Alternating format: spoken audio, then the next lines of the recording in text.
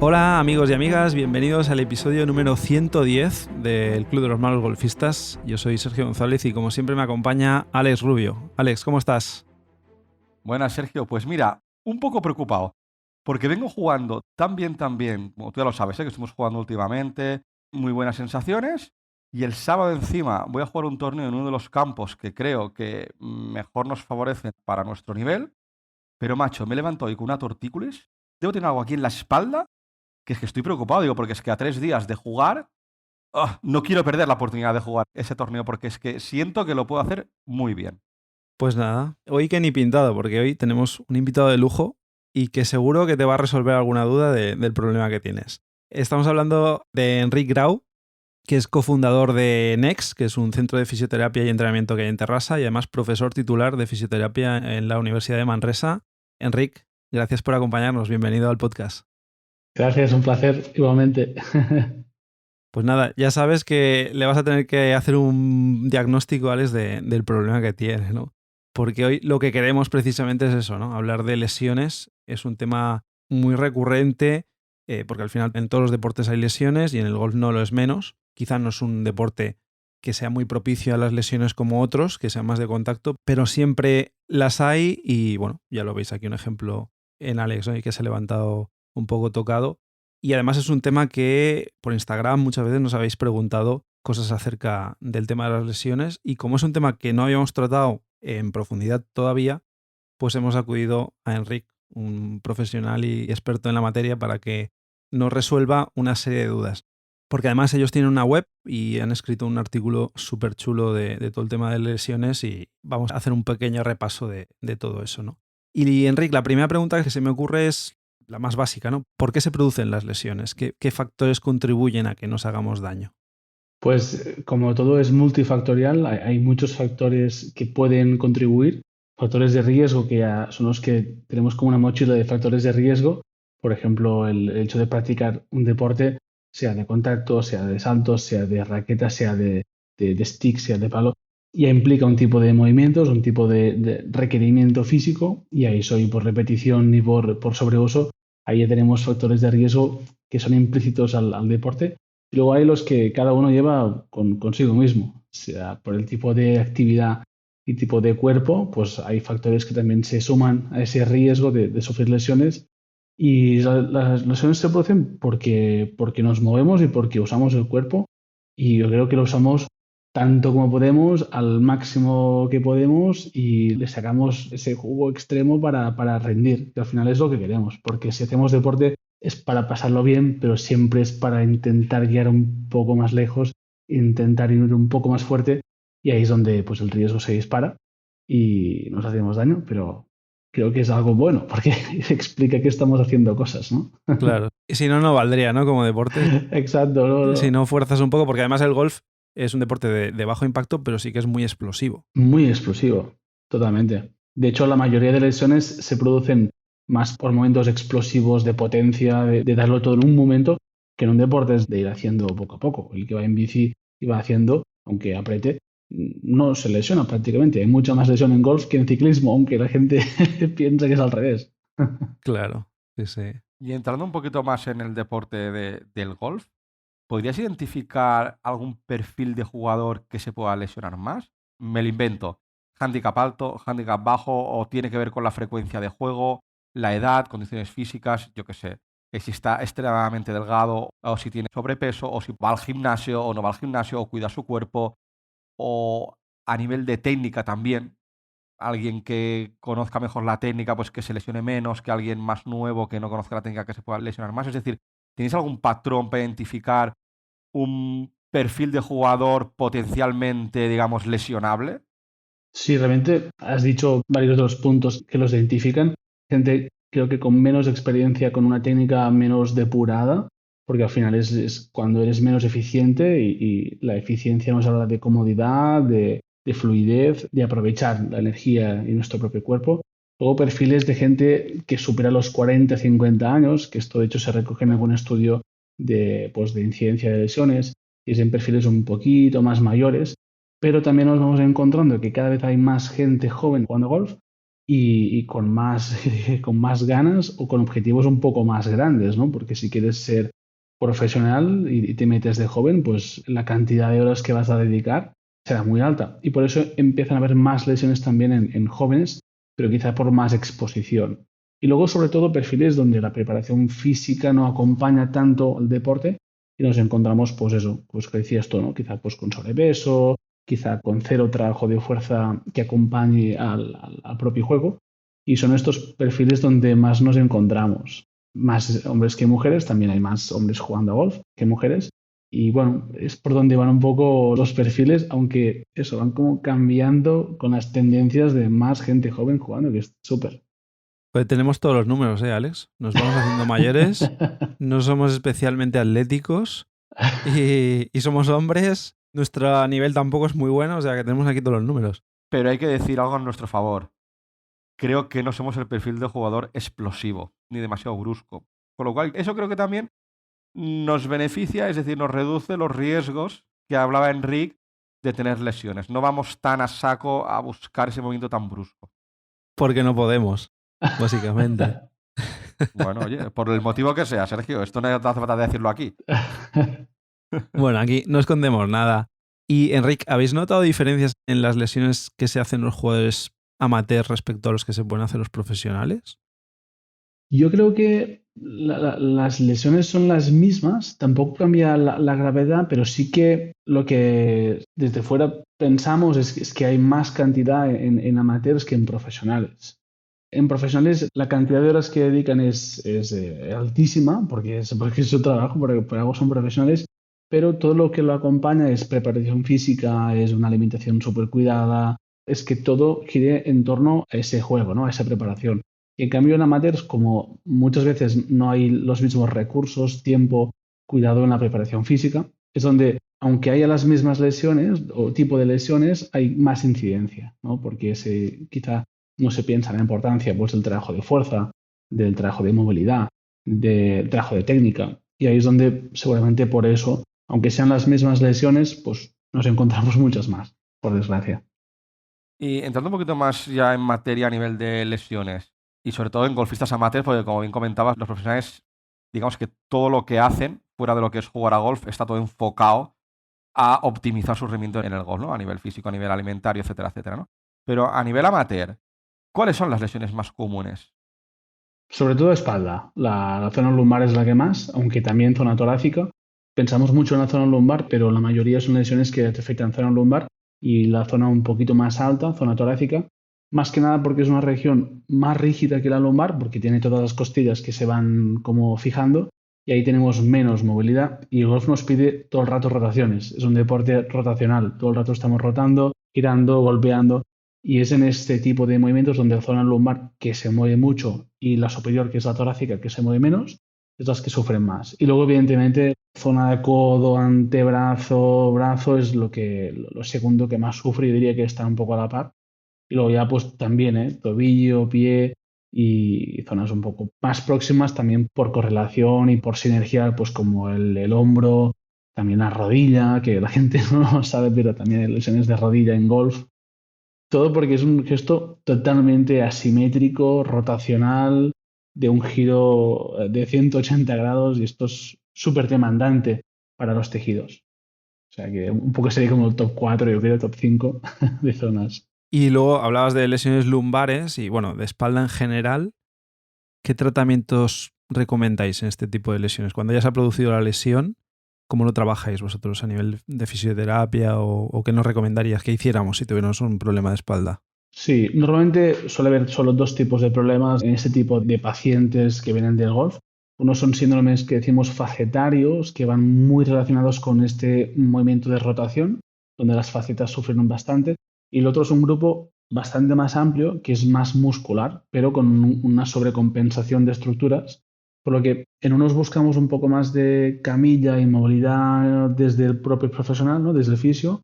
Y en el segundo grupo, aunque también hay una parte pasiva de camilla, Indiva, entre otras técnicas, entramos mucho con el trabajo de fuerza, de movilidad, de reeducar ese cuerpo para reprepararlo para ese gesto que no se da una, ni dos, ni tres veces, sino que se da cientos de veces y que al final por acumulación pues sufren. Entonces, una mezcla entre terapia manual, que es más pasivo, y la parte activa, que es con ejercicios de fuerza, la verdad. Y luego la parte manual, ¿recomendáis también mantenimiento? Es decir, antes de que se produzca la lesión o eso ya se ataca una vez ya tienes la lesión y hay una inflamación y tienes que actuar sobre ello? Sí, yo creo que todo suma, que el trabajo de fuerza tiene que estar siempre, pero evidentemente cuando uno va aprendiendo a escuchar su cuerpo, ya va notando esos momentos donde ya notas cosas que están avisando de que luego va a venir algo un poco más, un poco más gordo. Y ahí sí que recomendamos, porque puede ser como un poco un reset y una vuelta a empezar y contador a cero para que no vaya más, que lo veas cuando te quedas clavado y ahí no se mueve nada ni nadie. Ya hay que ir corriendo a veros. Sí, es tarde. Sobre el tema de las lesiones lumbares, bueno, Sergio esto no lo sabe, pero yo tengo especial miedo al tema de las hernias. Y cuento por qué, ¿vale? Yo no sé si es muy común o poco común, ¿eh?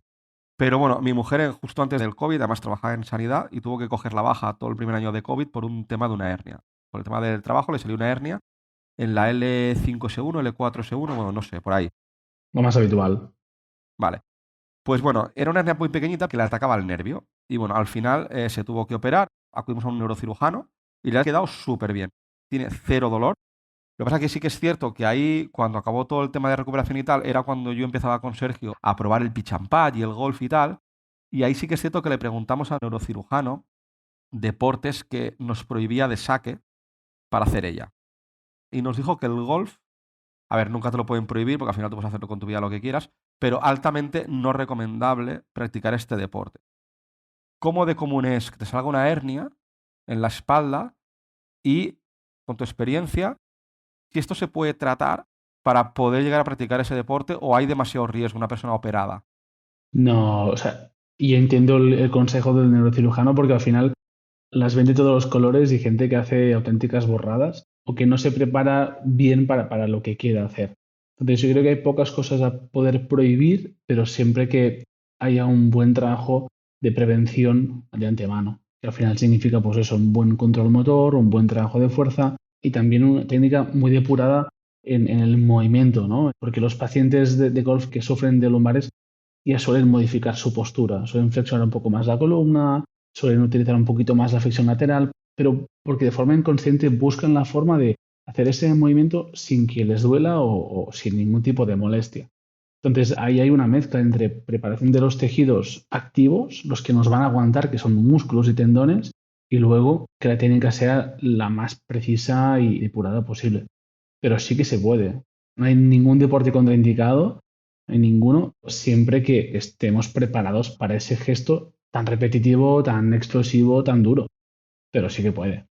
Y en este caso, imagino que habría que preparar muy bien la espalda para poder soportar esos movimientos bruscos que pudiera hacer el golf, ¿no?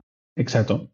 Pero, ¿cómo de común es ese tipo de lesión que aparezca una hernia? Porque al final las hernias hay muchas veces que se producen por un movimiento brusco de la zona donde te la provoques, ¿no? Sería uno de los casos. Yo creo que en golf sería poco habitual o sería raro que apareciese por ese tipo de movimiento, porque no es un movimiento de máxima flexión con máxima carga, donde pueden producirse, pero de hecho muchos aparecen por un tema degenerativo de que el tejido acaba pues provocando pues eso, una excursión, que es que salga de su espacio y se vaya de excursión literalmente hacia la parte posterior. Pero normalmente las hernias son asintomáticas. Mucha gente tiene una hernia y no lo sabe y se encuentra pues, por un hallazgo inesperado. Pero la mayoría de lumbalgias por golf no vienen tanto por una hernia o una excursión discal, que es lo que sería un síndrome discogénico, una discopatía evolucionada, sino son más síndromes, pues eso, miofasciales, síndromes que atacan al músculo o a la faceta. Entonces son menos graves como estructura, pero son muy dolorosos y son invalidantes. O sea que en ese sentido, poca probabilidad. Mejor. Vale, pues me quedo un poco más tranquilo. Y un pequeño inciso, claro, cuando tratáis un caso como este, ¿no? El de la hernia, ¿vosotros recomendáis que vuestro paciente os ponga en contacto con su entrenador para que habléis? Siempre. Eso lo hacéis siempre, es común. Absoluto. Sí, sean deportistas, en este caso, pues golfistas que van solos o tienen su entrenador, como federaciones, equipos, selecciones, siempre, siempre, siempre, porque es un equipo de trabajo, sea el neurocirujano, sea el entrenador, sea el preparador físico, somos un equipo y si cada uno va a su bola, pues se pierde información, se trabaja mal y tienes que estar coordinado siempre, siempre. A veces hay aspectos técnicos que ya no son nuestra responsabilidad, que también te gustaría conocer qué está pasando, qué se está entrenando y si puedes añadir algún comentario que pueda ayudar, pues oye, creo que todo suma, ¿no? Y al revés también, ¿eh? Agradecemos mucho el feedback de otros profesionales, entrenadores, médicos, porque al final es que somos un equipo, ¿no? Y si remamos juntos se va mucho más rápido y es mucho mejor. Claro. Pasemos de zona, si te parece. Va, venga, Vamos a hablar de las lesiones del hombro. vale. ¿A qué son debidas principalmente y qué recomiendas hacer en caso de sentir dolor en esta zona, ya sea antes, durante o después de una partida? Pues sobre a qué son debidas, pues por el propio movimiento del golf. Al final el swing es lo que decía, es un movimiento totalmente asimétrico, explosivo, que nos pide un montón de grados de movimiento y que de hecho es el hombro es de esas articulaciones que se mueve un montón y por eso es de las pocas que se puede luxar porque tiene mucho movimiento y eso es que nos pide desde inicio a final del swing una gran cantidad de grados con mucha fuerza y además con mucha precisión y mucho control, porque buscamos un gesto repetitivo muy exacto y muy fino, ¿no?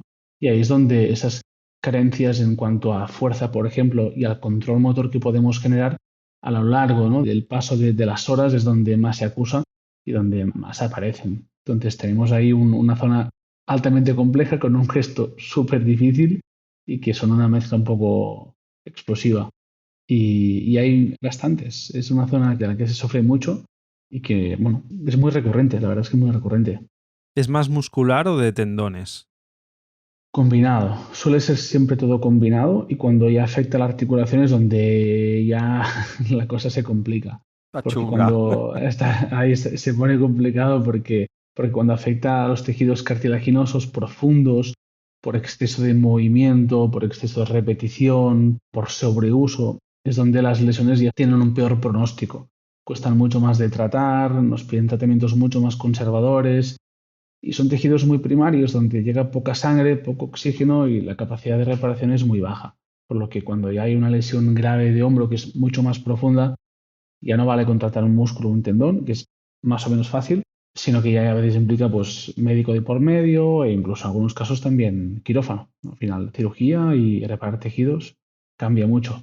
O sea que, dicho de otra forma, a la mínima molestia en el hombro, rápidamente acudir a Sí, vosotros. yo creo que sí, que es de esas zonas que cuanto antes mejor. A otras zonas diría que, mira, ves probando a ver qué tal, porque, mira, si es un músculo, pues más bien, pero cuando ya toca una región como el hombro, que es tan compleja, que incluso nos cuesta a nosotros, porque incluso con la ecografía, que podemos ver por dentro, ahí hay un montón de músculos que se van entrelazando y se van juntando para formar tendones comunes, porque nos pide mucha estabilidad y ahí se complica la mente. En el hombro no está el tendón este chungo, ¿cómo se llama? Manguito. El supraespinoso, ¿no? Sí, exacto, el supra, se van juntando el supra, el infra, los redondos, el trapecios, todos van juntando para formar el manguito de los rotadores y es como un tendón común altamente complejo. Por eso cuesta, Es cuesta. que conozco varios casos de gente que, bueno, de tratarse eso y hacer ejercicios. Bueno, mi padre mismamente tiene problemas ahí y ahora está muy bien, pero porque hace ejercicios cada día específicos para mantener eso bien, pero porque al final eso se te va desgastando e incluso gente que puede acabar en quirófano. Claro, imagínate en un swing, ¿no? Donde cargamos, pues que si ya es un gesto que como tengas ya molestias es que vas a poder no cargar. O sea, te vas a quedar con menos grados de movilidad, pero tú vas a querer hacer la misma fuerza y eso es imposible. Y si eso lo fuerzas, pues ¿qué pasa al final? ¿Qué haces? Menos recorrido con intento de hacer la misma fuerza y eso desgasta que no veas y ahí aparecen esas tendinopatías famosas que acaban limitando un montón la función. Y ahí te hacen parar por completo cuando llegas a Te ese... hacen parar. Sí, sí, sí. Y eso, aunque no lo parezca, un tendón es muy lento de recuperar. Muy lento. Te diría meses hasta que puedes volver a recuperar esa movilidad con esa fuerza que tenías. Ostras, palabras mayores. Pues ya sabéis, los que nos escucháis, a la mínima molestia, sobre todo en el hombro, parad y vais a ver a un fisioterapeuta que os trate porque si no, la cosa puede ir a peor. Cambiemos de región y seguramente sea la lesión más famosa, que es la del codo del golfista, ¿no? Sí, que hay otra que es la del codo del tenista, que son completamente diferentes, sí, sí. y también es bastante común, ¿no? Esa. Sí, sí. De hecho, ese estudio que os comentaba, pues alrededor del 30% de las lesiones de codo son estas. O sea, que es un montón. Y es una región que vemos mucho, mucho. Y hay pocos deportes que se la reparten. Y una es el golf, sobre todo. Y nuestros colegas de Parche Golf Boys precisamente nos hicieron esa pregunta: ¿cómo se produce y cómo la podemos prevenir? Si es que se puede prevenir. La prevención es algo también muy difícil porque no sabes lo que pasará, pero si volvemos al principio, lo que hablaba de los factores de riesgo, es como si comprases más o menos boletos de lotería, ¿no? Si compras muchos, tienes más opciones. Si compras menos, pues tienes menos opciones. En este caso, la forma de tener menos opciones de sufrir lesión es una técnica súper bien trabajada y con un profesional, ¿no? Que te ayude a depurarla y a necesitar la mínima energía para hacer lo máximo, ¿no? Porque cuando somos muy eficientes por técnica y por fuerza, es donde no hace falta golpear tan fuerte, porque ya sabemos, ¿no? Cómo aprovechar esa energía cinética que generamos. Y para mí esta es la cosa más importante, la eficiencia que es técnica. Y la otra, evidentemente, es la fuerza, porque si al revés me falta fuerza para llegar y no la consigo sacar, ¿no? Y todo es fuerza bruta, pues seguramente ese impacto por repetición también va a ser muy dañino. Y son problemas que afectan principalmente a estos tendones. Estamos con los tendones, que son los tejidos blandos de cada región más lentos de adaptar. Entonces, un músculo más o menos rápido recupera tono o gana fuerza y un tendón, por estar poco vascularizado, es un tejido lento.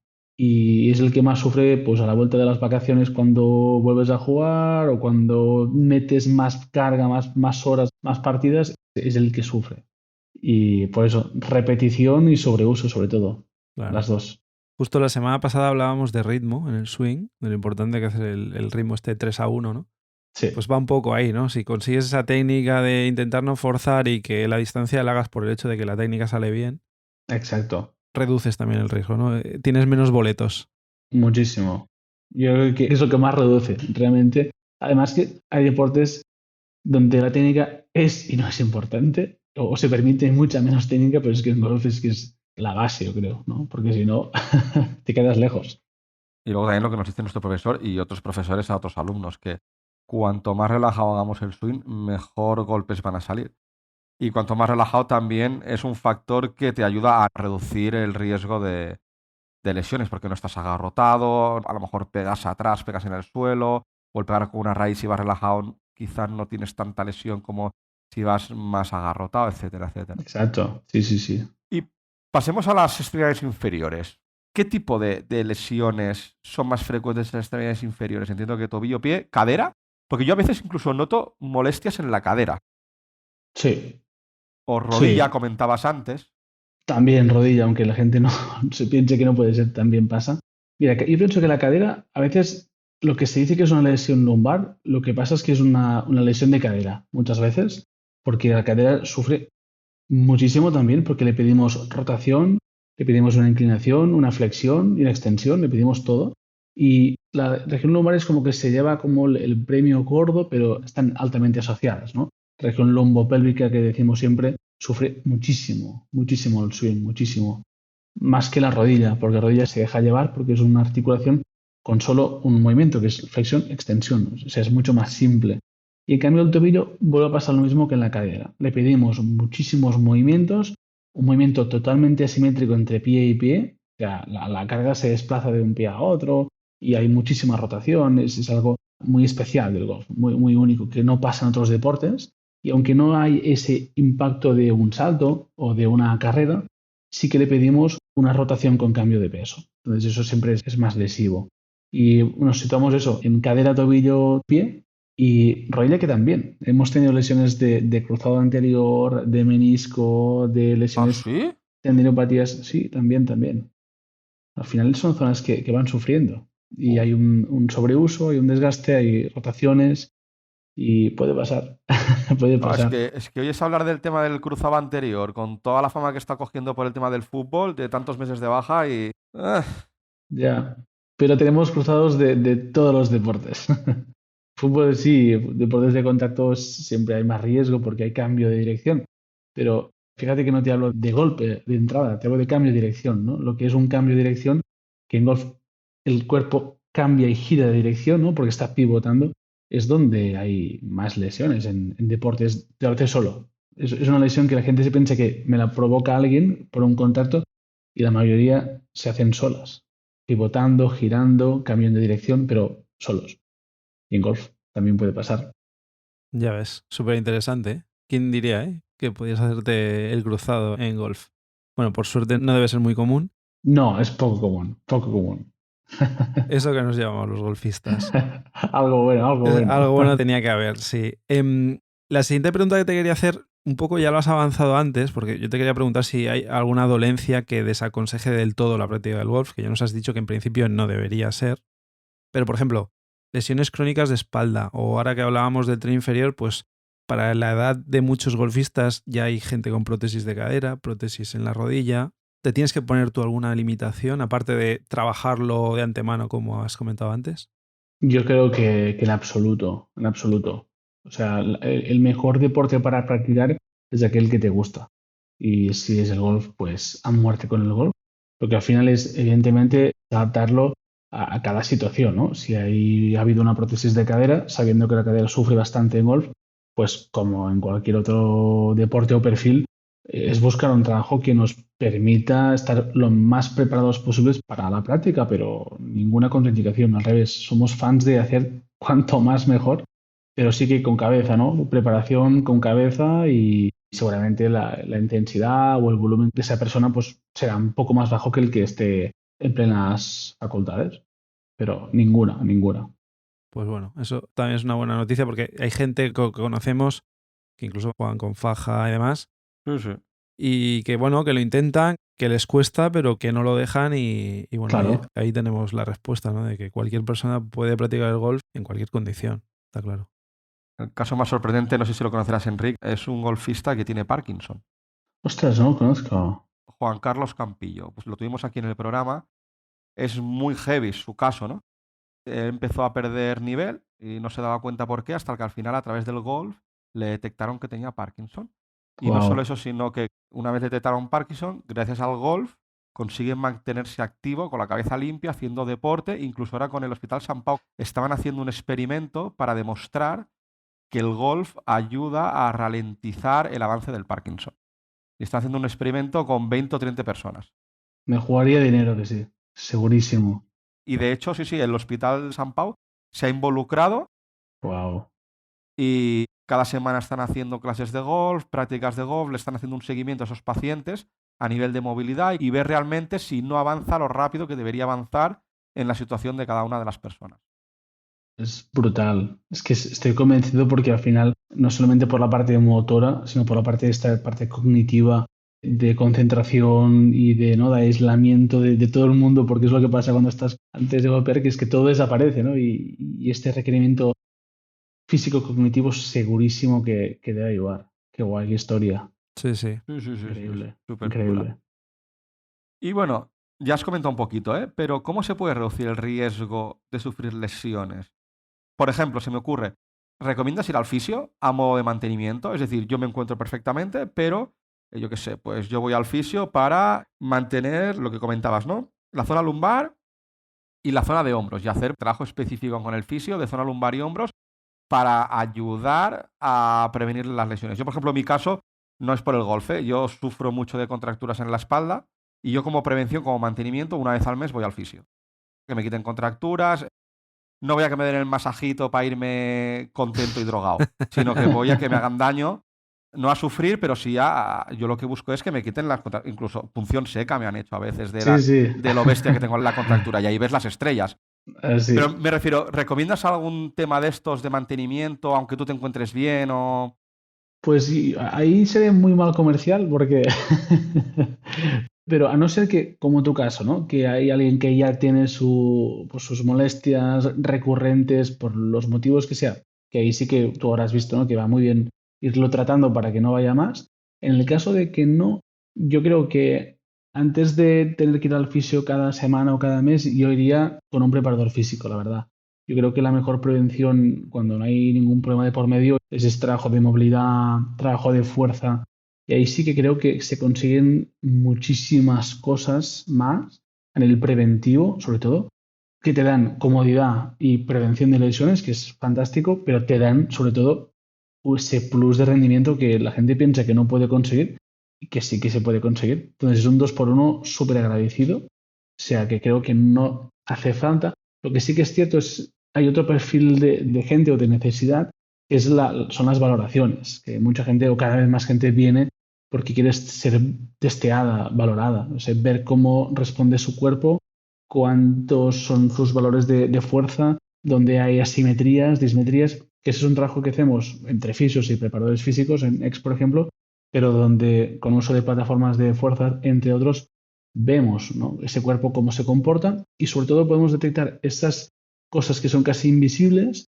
que si las cogemos con tiempo nos permiten evitar cualquier tipo de molestia o lesión, sea de cadera, de lumbar, de hombro, y eso sería un motivo bueno. Eso sería la ITV de verdad.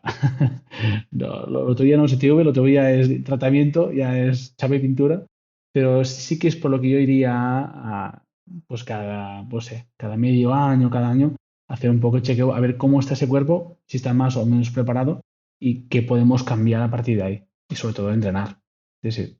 O sea, que en resumen, tú es una persona que se encuentra totalmente bien, preparación física y luego calentamientos que ya hemos tratado en otros programas antes de una ronda de golf, estiramientos por ronda de golf, etcétera, etcétera. Lo que sería habitual antes y después de una ronda, más trabajar gimnasio o con ejercicios específicos para el golf.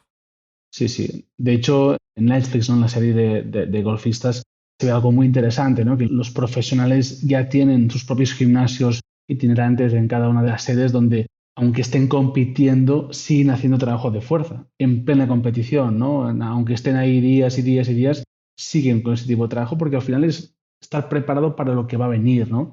Sea un torneo PGA, sea un torneo local, le da igual. Al final es estar preparados para ese requerimiento físico. Súper interesante. Y esto que hablabas de poder identificar potenciales problemas que vengan, ¿nosotros hay alguna forma de poder identificarlo en el campo? Es decir, ¿hay alguna forma de que de repente noto un dolor? ¿Qué nos indica el dolor? Si es normal, si estoy haciendo una situación de entrenamiento intenso, es normal que aparezca el dolor. Y en caso de que aparezca, ¿qué debo hacer? O sea, ¿debo parar inmediatamente o no tiene por qué? Sí, normalmente cuando son molestias justo al empezar, que son más por un tema de no haber calentado bien los tejidos, son poco preocupantes. Cuando en cambio son molestias que aparecen a media partida o entrenamiento o en la parte final, es donde más nos preocupan, porque si van aumentando o se mantienen, nos están pidiendo, ¿no?, como una ambulancia que pasa por el lado, que paremos, que nos apartemos, y ahí sí que yo pues recomendaría parar. Y sobre todo si cuando hemos parado y nos hemos duchado y estamos ya en frío, ahí siguen o aumentan e incluso el día siguiente, yo ahí sí que iría al fisio, porque puede ser un tendón que empiece a molestar, puede ser un músculo que ya dice que basta, y sería bueno de valorar y de tratar sobre todo. Yo, por ejemplo, sufrí al principio cuando empezamos las clases mucho en la muñeca, ¿no? Ujú. Y cada vez, bueno, ahora ya no me molesta. Con el tiempo ha ido molestándome menos. Me imagino que también es parte de la técnica, que voy cogiendo más Sí, técnica seguro. y lo de ir más relajado, ¿no?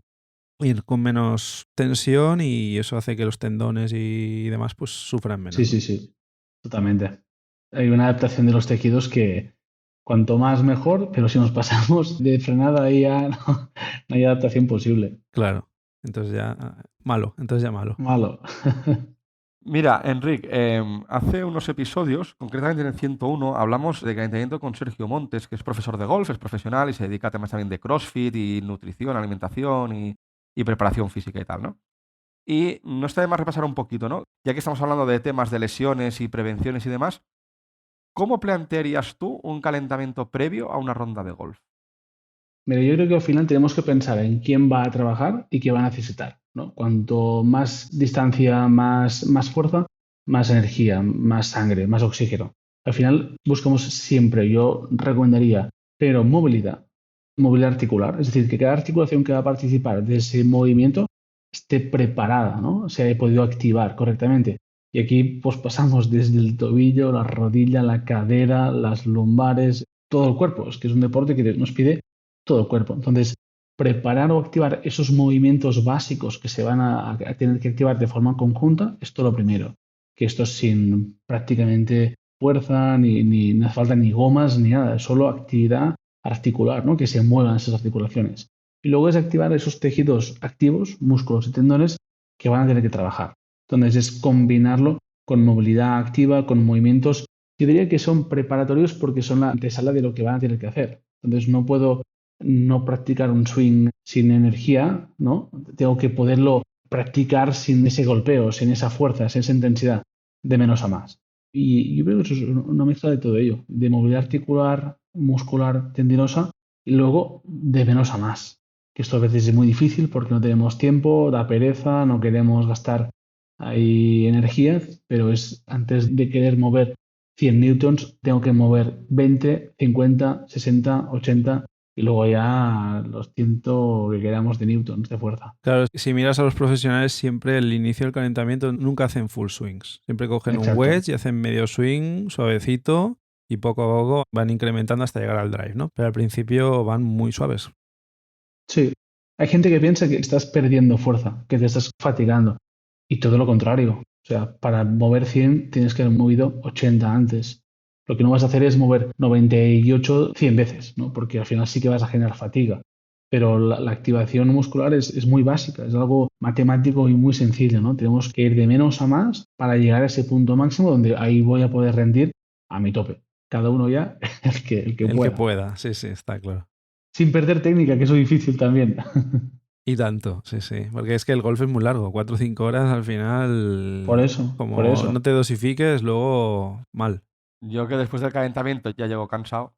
Sí, yo después del calentamiento ya llego cansado al primer golpe, pero bueno, luego ya al final. Pero es la idea, parece que estés cansado, pero no, lo que pasa es que estás ya en ritmo de activación muscular alta. Pero O sea, que es bueno que llegue reventado a la salida del primer hoyo, ¿no? quizá calientas con mucha intensidad. Vale. También puede ser. ¿Y cómo puedo equilibrar yo la práctica y el juego en el campo con el descanso? Para evitar agotamiento y que el agotamiento a la larga nos provoque una lesión por sobreuso, hacer demasiada práctica. Entiendo que al final todo es proporcional a la tralla que tú le des a tu cuerpo a nivel preparación, a nivel de práctica, ¿no? Es decir, que si yo soy una persona que practico un día por semana y de repente me da por practicar 4 días a la semana, pues tendría que tener cuidado, ¿no? Pero ¿qué aspectos hay que tener en cuenta a la hora de saber cuándo parar para equilibrar ese descanso con la práctica? Pues eso es muy personal. También si alguien solamente se dedica a golf o también tiene su trabajo, sus niños, su día a día, comprar lo que sea, cambia mucho. Pero una cosa que siempre decimos es que se ha proporcionado el tiempo que paso practicando, estoy en el campo, con el tiempo que estoy pasando fuera de él.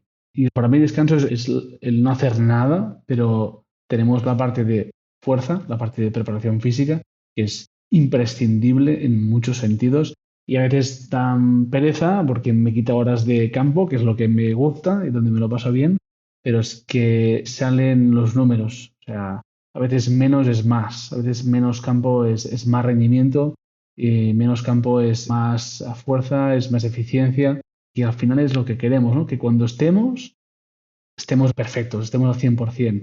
Entonces, la gente que está en el campo 3, 4, 5 días y luego no hay ningún día de gimnasio, pues está súper desproporcionado. Yo diría que una relación de 1-2 sería ideal. Un día de fuerza y 2 de campo, que para mucha gente no quizá le explota la cabeza, pero incluso en profesionales esto ya es incluso más, ¿no? Y yo diría un poco que por ahí van los tiros. ¿Y esta proporción varía con la edad? Es decir, cuanto más mayor te haces, ¿más lo necesitas o no? Yo creo que cuanto más mayor nos hacemos, perdemos tejido y capacidad de regeneración, por lo que no solamente el trabajo activo y fuerza, sino que además pues, hay suplementos tipo creatina que van muy bien para la población ya de más de 40 y 50 años, porque ayudan a esta, ¿no?, regeneración de tejidos. Pero el trabajo de fuerza sí tiene que acompañar siempre hasta que nos morimos y en población mayor pues sí, está súper indicada.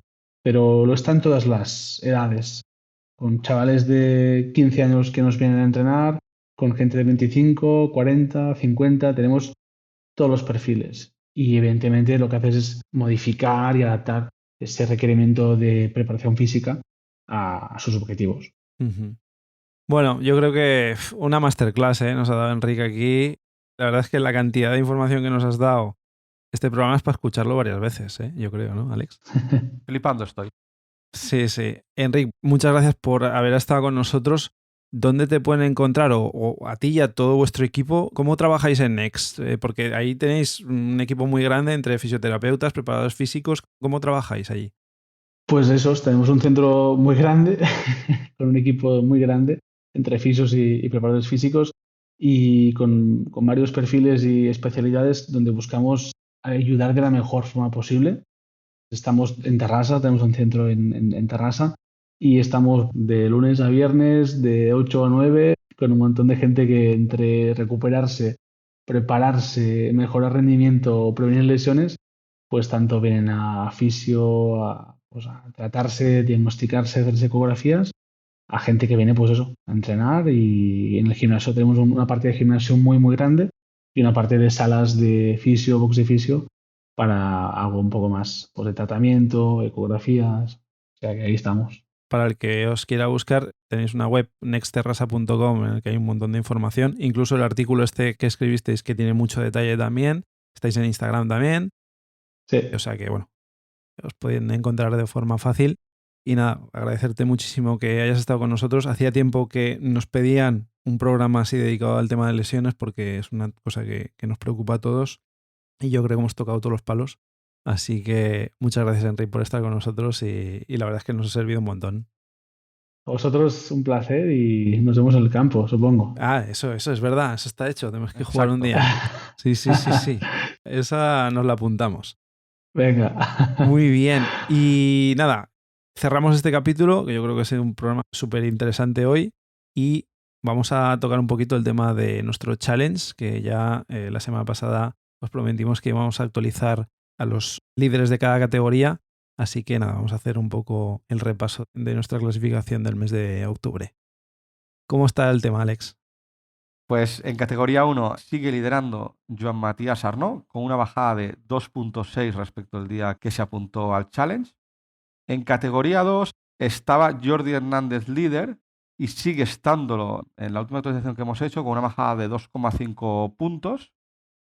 Luego en categoría 3 es curioso porque ha habido cambio de líder. Ahora mismo está José Hernández Martínez Esparza y es curioso porque hay 4 personas en 8 décimas de diferencia. Y concretamente la persona que va liderando tiene una bajada de 4 puntos en categoría 3. Pero bueno, os decimos, hay 4 personas solo con 8 décimas de diferencia, con lo cual quedan todavía 2 meses y pico. Así que yo creo que esta categoría va a bailar seguro. Y la 2 tiene pinta de que también. La categoría 4 sí que es cierto que está muy, muy consolidada por Jaime Fernández con una bajada de 20 puntos, 7. Menuda pasada. Sí, una pasada, quien pudiera. Y en categoría Junior 2 está Julia Carrera con una bajada también espectacular de 23.7. Madre mía, o sea que aquí la gente está jugando bien y estáis casi todos bajando más handicap que yo, con lo cual eso me da mucha rabia, pero bueno, es lo que hay. Bueno, hay gente que lo ha subido, ¿eh? Y de aquí decir que Jordi, aunque vaya líder en la categoría 2, su apuesta importante es el mini challenge que tiene conmigo, que lo estoy aplastando. O sea que no tiene nada que hacer ya, así que, bueno, consuelo le queda de ir ganando la categoría 2. Bueno, ya le invitaremos para que se defienda, a ver qué nos dice, a ver lo que está pasando. Exacto.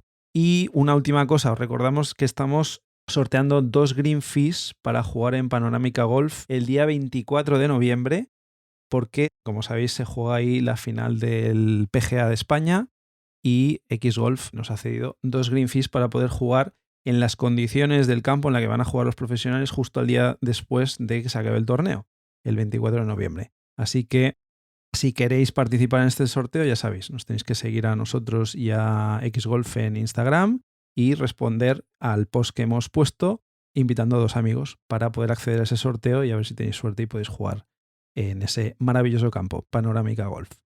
Os agradecemos a todos el soporte que nos estáis dando, todas las reseñas que estáis escribiendo, tanto en Apple Podcast como en Spotify, y a todos los nuevos seguidores que tenemos en nuestras redes. Recordamos que tenemos en nuestras cuentas en Twitter y en Instagram Malos Golfistas y tenemos un correo electrónico malosgolfistas@gmail.com para que nos contéis lo que queráis o nos pidáis temas tan interesantes como el que hemos tocado hoy, el tema de las lesiones con Enrique. Nada más, lo dejamos aquí por hoy. Os deseamos una muy feliz semana de golf y como siempre que vayáis a por el Verdi. Adiós, Enric, muchas gracias. Gracias, adiós.